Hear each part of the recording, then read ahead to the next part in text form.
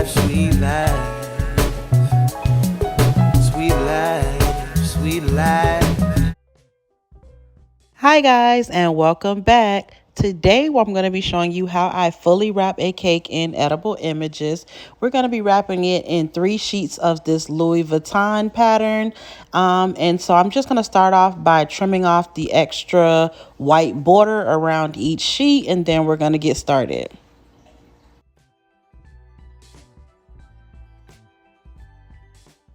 And I do get my edible images printed at my local cake shop.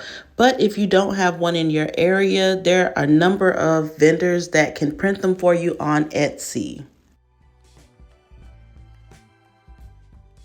So after we trim off all the extra white, we're actually going to adhere the sheet to the cake with piping gel. So I put a thin layer of piping gel. I left about a inch to a half inch of a border at the top, and I'm going to show you why we do that in a minute.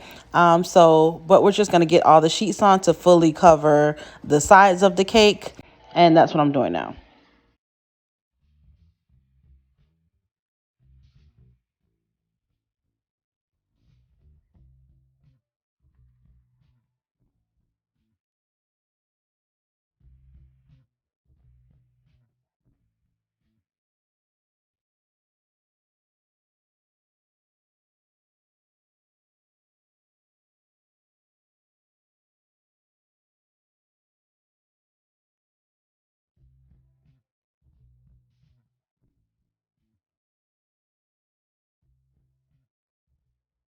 And guys, always remember when you're working with edible images, you want your hands to be completely clean and dry.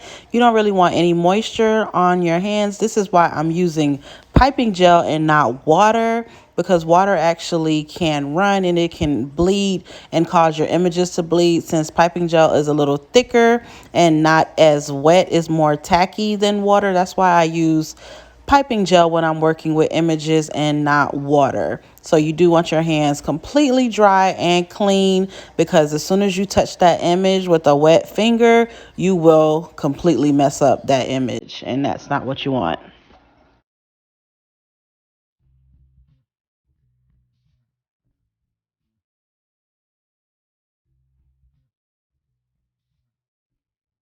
So I'm just using my fondant smoother to get any air bubbles out, to try to make the images flat and smooth as possible onto the cake. And so now we're left with a gap that we need to fill in. And like I said, we're going to use 3 full sheets. So I'm going to save 8 inches. I told you this cake is 8 inches. So I cut out, that's going to be an 8 inch circle that I actually measured. And so I'm going to use the excess from the 3 sheets to fill in the gap. And since it's easy to do it with this pattern, since it's checkerboard, you can just cut along the lines and kind of fill it in. It would be harder to do this with a different pattern, but since it is this pattern, it's easier to do it with this. So I'm able to just put a few strips in the middle to fill in the rest of that pattern there.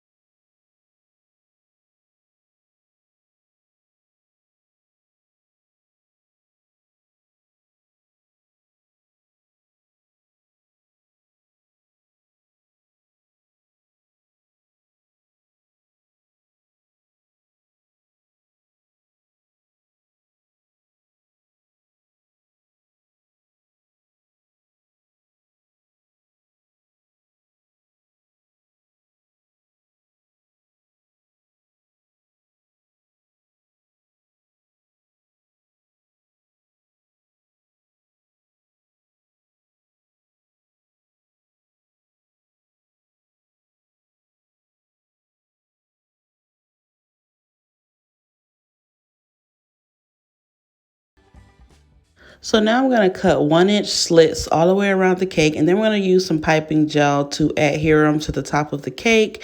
And then once we stick those down, we're going to put the 8-inch circle on top of those. And this method actually gives you better coverage around the top, and you don't have to worry about your edges maybe not lining up correctly or having any space in between. And I did get this good tip from Cake Queen Tanya. She's actually on YouTube as well.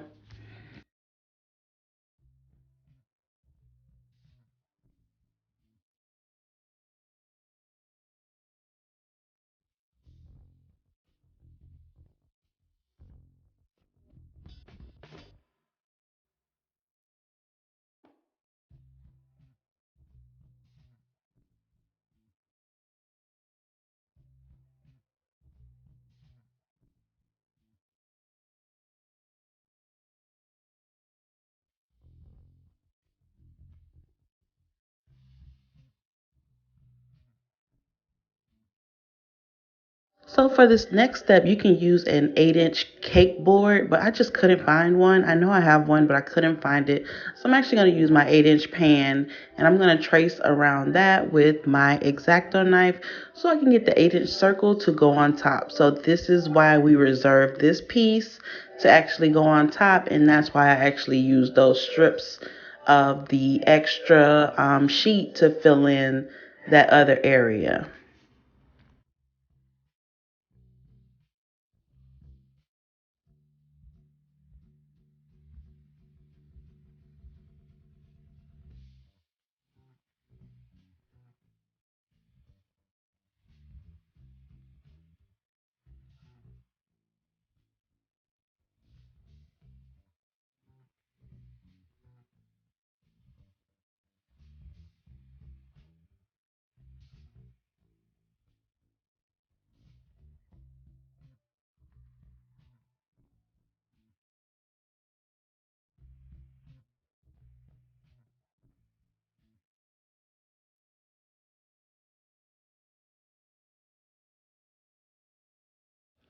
So the last step is just to center that circle on top. Make sure you get it as flat as possible with your fondant smoother.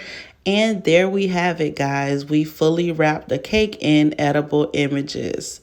Thank you so much for watching. Thank you guys who keep coming back, leaving comments. Don't forget to like this video if you want to see more. Leave a comment, and most of all, subscribe to my channel, guys. See you next time. Bye.